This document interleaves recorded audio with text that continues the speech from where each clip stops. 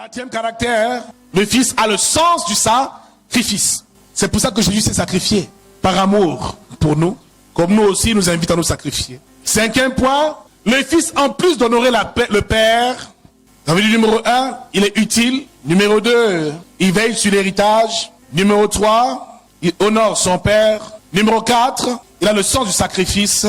Numéro 5, il cache la nudité du Père. Il cache la nudité du Père. Voyez-vous ici, il y a 3 types de Pères. Le premier type de Père, c'est le Père céleste, le créateur du ciel, de la terre, le créateur de l'homme. La deuxième catégorie, c'est le Père biologique, qui fait aussi ici figure, qui est ici une figure de l'autorité aussi que Dieu donne à l'homme. Il fait de l'homme Père, comme lui aussi est un Père. Il y a donc le Père biologique, mais il y a aussi le Père spirituel.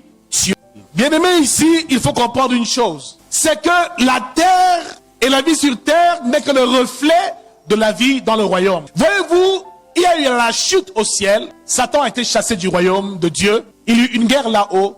Par la suite, il y a aussi la chute au jardin d'Éden par Adam et Ève qui ont été chassés du jardin. Bien-aimés, comprenons bien cela. Le Père biologique est important. C'est pour ça qu'il y a le Père céleste. Il y a le Père biologique, ça veut dire nos géniteurs. Ton père et ta mère. Mais il y a aussi le Père spirituel et nous comprendrons bien les différentes spécificités. Exode chapitre 20 au verset 12 nous dit: honore ton père et ta mère, afin que tes jours se prolongent dans le pays que l'Éternel te donnera. Éphésiens chapitre 6 du verset 1 verset 2 nous dit la même chose. Honore ton père et ta mère. Un commandement qui a une promesse, afin que numéro 1 tu sois heureux, numéro 2 que tu vives longtemps. Bien-aimés dans le Seigneur, après l'amour que nous manifestons à notre Dieu, après l'honneur que nous avons pour notre Dieu, le second honneur, c'est pour nos parents. Le père et la mère ici représentent ici les parents. Mon frère, nous devons comprendre une chose, c'est que Dieu bénit tous ses enfants. Mais il y a des bénédictions qui passeront absolument par ton père ou ta mère, celui qui t'a mis au monde. Beaucoup ne le réalisent pas. C'est que certains ne sont pas heureux dans leur vie parce qu'ils n'ont pas pu honorer leur père et leur mère. Quel que soit leur état, même s'ils sont des sorciers, même s'ils sont méchants, même s'ils t'ont rejeté, mon frère, il y a une bénédiction rattachée à l'honneur que tu fais à ton père et à ta mère. Dis à quelqu'un: honore ton père et ta mère. L'humilité d'un fils est liée à l'honneur qu'il accorde à son père et à sa mère. De nos jours, nous ne respectons plus rien. Et beaucoup ne savent pas à quel point est-ce qu'ils prennent des malédictions chaque jour. En déshonorant les parents, ceux qui t'ont accouché. Mon frère, même si tu dois accomplir des grandes choses sur cette terre, il y a un genre de bénédiction que tu ne recevras jamais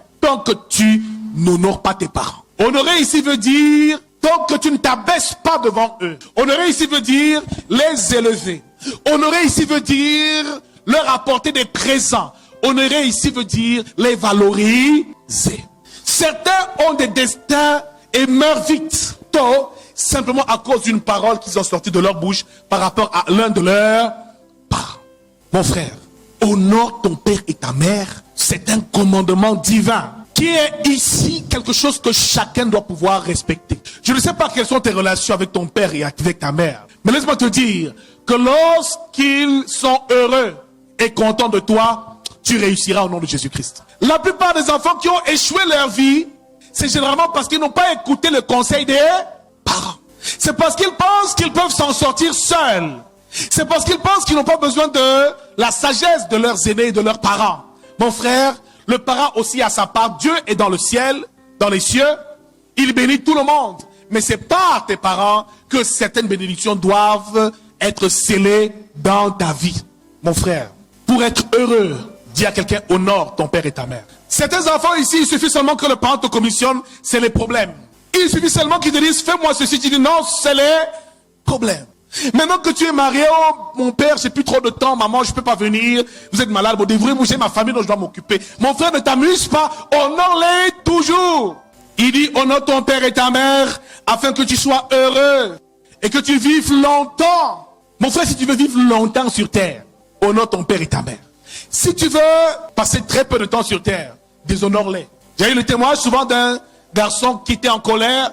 Quand il se fâchait, il battait son père et sa mère. Il les attachait et lui il sortait. Ce type est mort comme un chien. L'honneur réservé aux parents est quelque chose de... Colossiens chapitre 3 verset 20 nous dit: Enfants, obéissez en toutes choses à vos parents, car cela est agréable au Seigneur.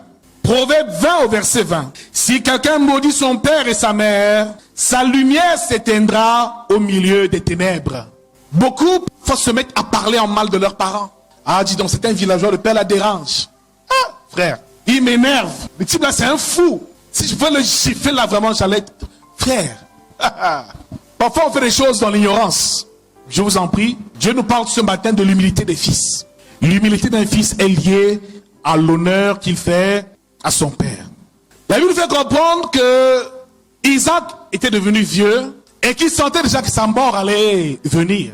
La Bible fait comprendre qu'il a demandé à son fils aîné Ésaü de lui préparer du gibier et de lui donner à manger afin qu'il mange et que son âme bénisse Ésaü. La Bible fait comprendre que quand Rebecca, la femme d'Isaac, a suivi ce que son mari a dit, elle a préféré plutôt envoyer Jacob. Et la Bible déclare que Jacob est venu et s'est fait passer pour son propre frère pour que son père Isaac le bénisse. Mais il lui dit: prépare-moi un repas. Mon frère, il y a des choses que tu ne peux recevoir dans ta vie que lorsque tu donnes à manger à tes parents, à ton père biologique, mais aussi à ton père spirituel. Car le père biologique sur terre joue le rôle du père céleste. C'est qu'il est celui qui te protège. Il est celui qui t'instruit. Il est celui qui veille sur toi. Il est celui qui t'enseigne. Il est celui qui accomplit toutes choses pour toi. Le père sur cette terre a le souci de ton avenir.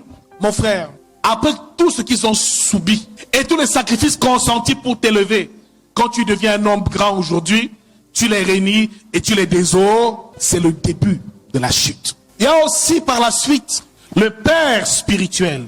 Il y avait moi le père spirituel. Le jour où Isaac a béni Jacob, c'est dans le livre de Genèse chapitre 27, à partir du verset 30.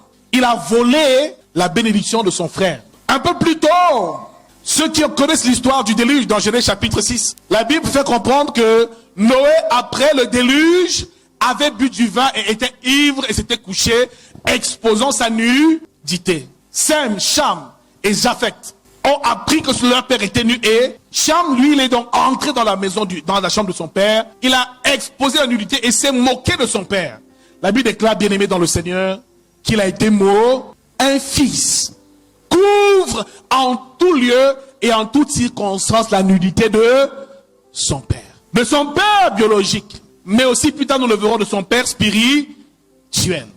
Mon frère, quelle que soit l'erreur qu'il commet, tu ne dois jamais, au nom jamais l'exposer. Le fait de l'exposer cause dans ta vie une malédiction. Nombre chapitre 12. La Bible déclare que Marie et Aaron se sont moqués de Moïse. Ont murmuré sur Moïse. Par la suite, la Bible déclare que Marie a été frappée de lèpre parce que Moïse était pour eux un père. Il y a des personnes que Dieu établit dans ta vie comme étant des pères dans l'esprit au nom de Jésus-Christ. Ces personnes-là ne t'amusent pas avec elles et ne fais pas n'importe quoi. Que nous dit la Bible?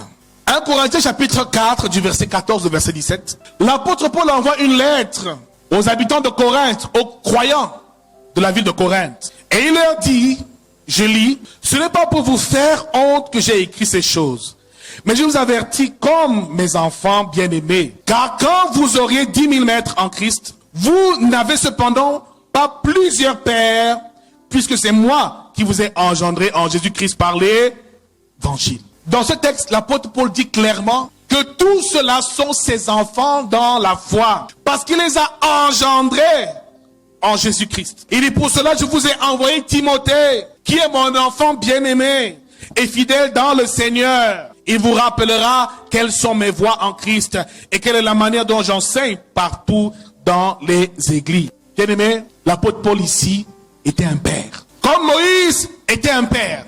La Bible déclare que Josué chapitre 1 verset 2 parle de Josué fils de Nun, serviteur de Moïse. Donc bien aimé dans le Seigneur, quand il s'agit ici non du père biologique et du père spirituel, il faut comprendre que le fils a aussi pour rôle de servir le Père. Il servait Moïse. C'est pour cela que Moïse, en tant que père spirituel, lui a donné la charge du troupeau par la suite. Donc le père biologique est différent du père spirituel parce que le père spirituel pourvoit à ta nourriture spirituelle, pourvoit à ton soutien spirituel, t'accorde des choses dans le spirituel. T'accorde des choses dans le spirituel. La Bible nous déclare que Élisée était celui qui versait de l'eau dans les mains d'Élie. Ce qui veut dire que dans le règne de l'esprit ou dans le royaume, le fils spirituel à l'origine est un serviteur. Il sert son père spirituel. Aussi, il doit l'honorer comme son père biologique parce qu'ici, l'honneur est ici l'un des principes clés et fondamentaux de la marche dans le royaume de Dieu. Moïse n'était pas là quand Marie a péché. Mais la Bible déclare qu'elle a été frappée de lèpre parce qu'elle a déshonoré un père. Mon frère, je ne sais pas si tu as déjà rencontré des pères dans ta marche avec Dieu, mais laisse-moi te dire qu'il est important d'honorer le Père que Dieu te donne. Celui qui te nourrit spirituellement, celui qui te donne la parole de Dieu, celui qui sème en toi la semence de Christ, celui qui te bâtit. Il faut à tous les niveaux l'honorer. Il faut l'honorer. Bien-aimé, la malédiction des pères existe. Marie a été frappée par Dieu parce qu'elle a déshonoré Moïse. Cham a été frappé par Dieu parce qu'il a déshonoré son père Noé. Mon frère, beaucoup subissent parfois des choses terribles parce qu'ils ont déshonoré les pères. Pourquoi est-ce que certains tombent et sombrent dans la malédiction? Numéro 1, à cause de l'ignorance. Parce qu'ils ne savent pas, ils sont ignorants. J'ai vu une histoire une fois où le bishop David Oyedepo a dit à l'église que Dieu me révèle que j'ai des fils et des filles dans cette église ici où je suis qui ont parlé en mal de moi et que ces personnes, depuis qu'elles l'ont fait, leur vie s'est arrêtée.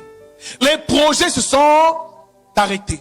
Elles ont commencé à vivre la stérilité et beaucoup de difficultés. Il dit ce matin, je vais prier pour vous, bien-aimés. C'est la moitié de l'église qui s'est levée. Même les pasteurs se sont levés. Ils sont venus s'agenouiller que oui, papa, nous avons mal parlé. Mon frère, lorsque tu entends qu'on parle de ton père quelque part, ne mets jamais ta bouche. Lorsque tu entends qu'on parle d'un père dans la foi ou d'un serviteur de Dieu, ne mets jamais ta bouche. C'est l'ignorance qui nous conduit souvent dans des choses comme celle-là. Ne juge pas un serviteur de Dieu.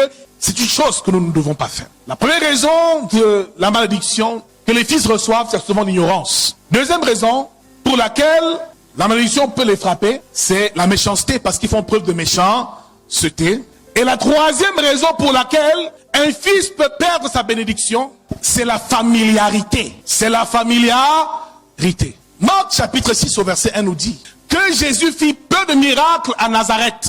Parce que lorsqu'il est arrivé à Nazareth, ses frères lui disent, mais d'où tire-t-il ces miracles? Depuis quand sort-il des bonnes choses de Nazareth? N'est-il pas le fils de Marie et de Joseph?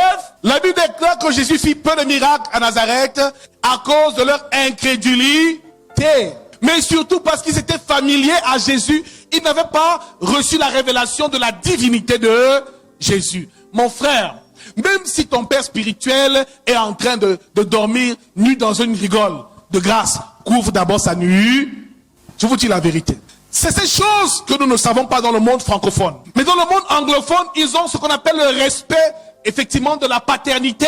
Un grand évêque, archevêque Duncan, a fait ce témoignage où il parlait ici du bishop David Oyedepo. Et ils avaient tous le même père spirituel, Benson Idahosa, qui était déjà vieux à un moment. Et lorsqu'ils allaient voir souvent leur père avec des offrandes, il dit que je me souviens très bien que nous on venait du Ghana avec nos offrandes. Mais quand David Oyedepo entrait dans la chambre et allait voir Benson Idahosa pour lui donner son offrande pour l'année, Benson Idahosa disait, parce que tu essuies la sueur de mon front, tu ne souffriras jamais pour avoir de l'argent et des bénédictions. C'est pour ça que David Oyedepo aujourd'hui est le pasteur le plus riche, le plus prospère au monde. Celui qui a Winner Chapel. Parce qu'il savait honorer le Père. Il savait honorer son Père. Il savait le rendre fier. Il y a des choses que tu n'obtiendras jamais si tu ne le fais pas. Mais de nos jours, tu connais un peu quelques versets bibliques, tu deviens un grand prophète, tu nargues tout le monde, tu oublies que les pères sont là. Parfois même, un père parle mauvais français, tu le rappelles, ton français n'est pas bon, tu ne connais même pas la Bible. Mon frère, honore. C'est important d'honorer les pères. Parce qu'il y a des choses que tu ne sauras jamais si un père ne te le dit pas. Mon frère, si ton père a souffert, il fera tout pour que toi tu ne souffres pas dans la marche au nom de Jésus. Parce que la souffrance que moi j'ai endurée dans ma vie, au service de Dieu, je prie qu'aucun de mes fils ne le vive. Dormir dans les églises, souffrir, comme ça même pour avoir le micro un jour dans une église, mon ami, c'est une bataille terrible. Des années tu portes le sac du pasteur comme ça, des années. Tu souffres dans le jeûne, la prière et dans beaucoup d'épreuves. Mais bien aimé, avoir un père est une bénédiction parce qu'il te donnera son expérience. Et ici, Marie, Aaron ne l'ont pas su. Et à Nazareth, il n'a pas pu bénir, Jésus n'a pas pu bénir ses propres frères. Il fit peu de miracles, sauf à part quelques-uns qu'il a guéris. Parce qu'ils étaient incrédules. Et ils avaient un problème, la familiarité. Mon frère, ne te familiarise jamais avec ton père spirituel. Sois proche de lui, mais garde toujours une certaine distance. Il suffit seulement que son cœur soit attracté pour que le ciel se ferme au-dessus de ta tête. Il suffit seulement qu'il prononce une parole, les choses commencent à se compliquer. Il en est de même pour ton père biologique. Mon frère, il faut honorer en tout lieu et en tout temps ces personnes-là. Paul a eu un fils spirituel, Timothée. Élie a eu un fils spirituel, Élisée. Il est important d'avoir un père spirituel dans sa vie. C'est ce père qui est donc une source, qui est ce qu'on appelle une couverture sur le plan spirituel. Car quand on t'attaque et que la bataille est forte, c'est ton père qui livrera ses batailles. C'est ça qu'on dit le Dieu des pères, le Dieu d'Abraham, le Dieu d'Isaac, le Dieu de Jacob. Donc à chaque fois, souviens-toi de l'œuvre que les pères ont accomplie. Ainsi, comment reconnaître son père spirituel? Comment reconnaître un père spirituel? Comment ressentir que là, j'ai affaire à un père spirituel? Parce que dans la vie chrétienne, très souvent, nous n'arrivons pas à discerner les choses. Comment savoir? Et comment avoir la sensibilité pour discerner et dire là, je suis en face d'un père spirituel. Bien aimé, il peut être jeune, il peut même être pauvre, il peut avoir même des défauts, comme Moïse était violent. Mais il n'en demeure pas moins qu'il reste et demeure un père spirituel. Pour toute la nation d'Israël, un père spirituel. Un père spirituel, donc celui qui vous enfante spirituellement, qui vous donne les nutriments nécessaires pour votre bonne croissance au travers de la parole de Dieu. Différent du père biologique qui vous nourrit votre chair, le père spirituel a pour mission de nourrir votre homme intérieur et de vous permettre d'avoir une bonne croissance. Premier signe que là, je suis en présence de mon père spirituel ou d'un père spirituel que Dieu a mis dans ma route. Numéro 1, premier signe que tu dois avoir. Numéro 1, c'est un fort amour et un attachement pour lui.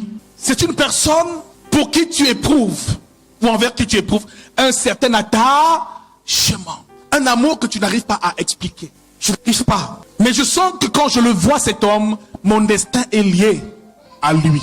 Quand je rencontre cette femme, je sens qu'on a une histoire à vivre ensemble.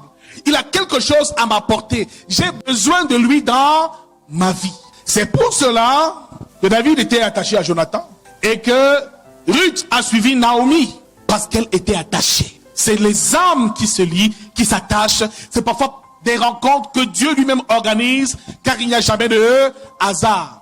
Une personne que tu aimes, tu ne sais même pas pourquoi. Quand on dit amour, ça veut dire tu aimes passer du temps dans sa présence. Il est comme une source, un repère, un modèle dans la foi et dans la marche avec Dieu. Deuxième principe sur comment reconnaître un père. Numéro 2, c'est la parole, la nourriture, la voix du père. Jésus dit, mes brebis entendent ma voix, je les connais et elles me suivent. Mon frère, chaque parole qui sort de la bouche du père, de ton père spirituel, touche directement ton cœur. Tu ressens que cette parole est une véritable nourriture. Cette parole te rassasie et te fortifie dans ton homme intérieur et t'amène à changer de vie. Chacune des paroles qu'il sortira de sa bouche auront un impact réel dans ta vie. Tu sentiras cela seulement lorsque tu entendras sa voix. Tu diras oui, je vais partout écouter la parole, mais quand j'écoute ici, je sens qu'il y a quelque chose de particulier. Mon âme est bénie et nourrie permanemment. C'est le signe que c'est un père en qui que tu es en face de toi. Il te nourrit spirituellement. Troisième signe du père spirituel, c'est qu'auprès de ton père, tu te sens en sécurité. Lorsque tu as un problème, la personne à laquelle tu penses, c'est d'abord lui. Tu l'appelles, papa, j'ai eu ceci, ça ne va pas.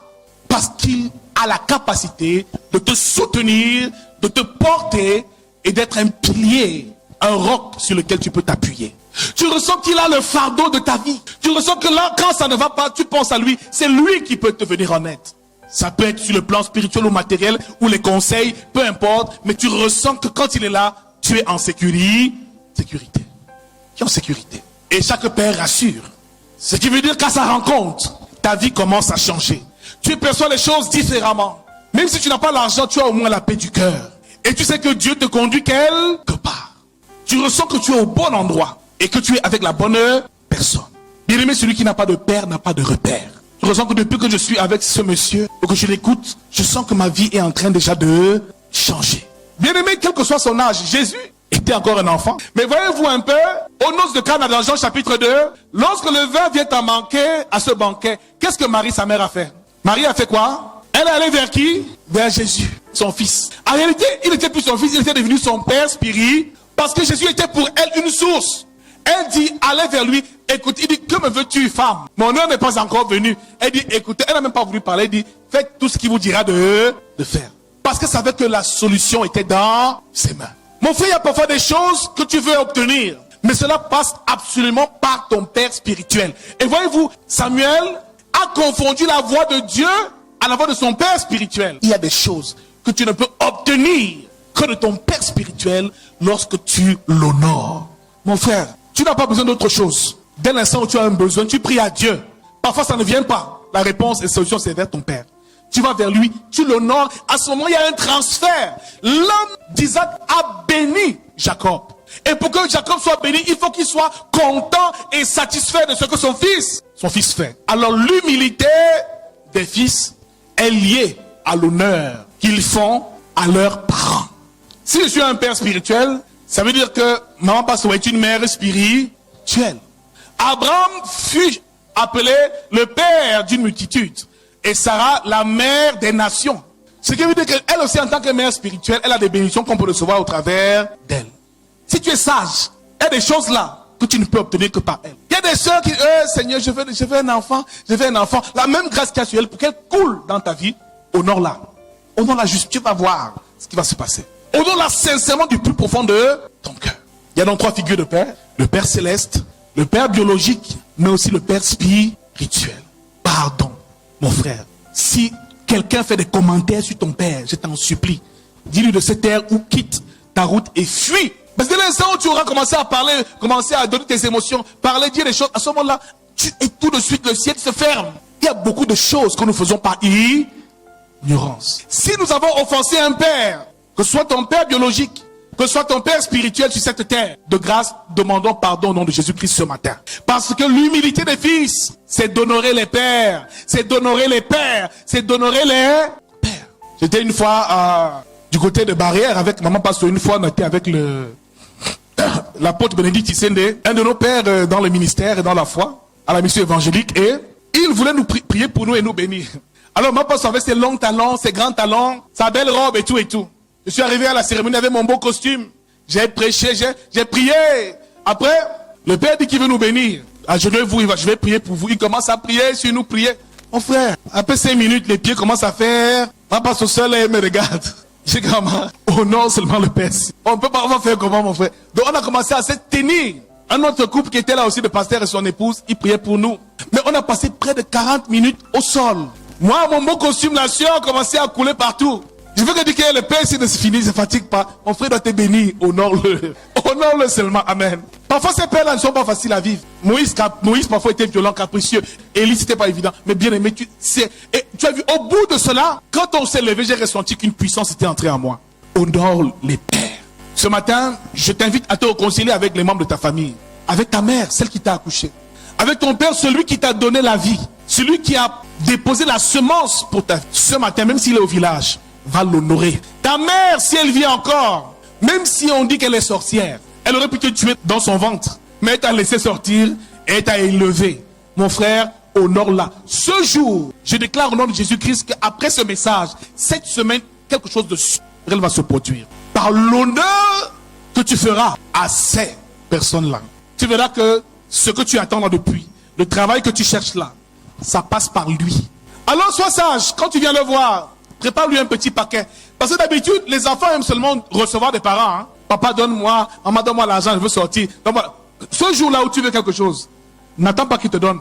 Va lui donner qu'elle, qui vient avec peut-être une danjane de vin, je ne sais pas trop quoi. Et tu viens peut-être avec un pain pour la maman. Tu viens le voir. Et pendant que tu lui donnes cela, tu dis, papa, moi, je cherche le travail. Il dit, fils, ton travail là vraiment.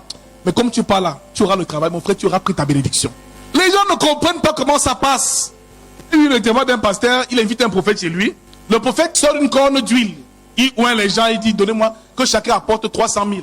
Les gens sont venus semer. Hein. Mais ce pasteur-là n'arrivait même pas à payer le loyer de l'église. Les fidèles, les n'arrivaient pas à payer le loyer de leur local.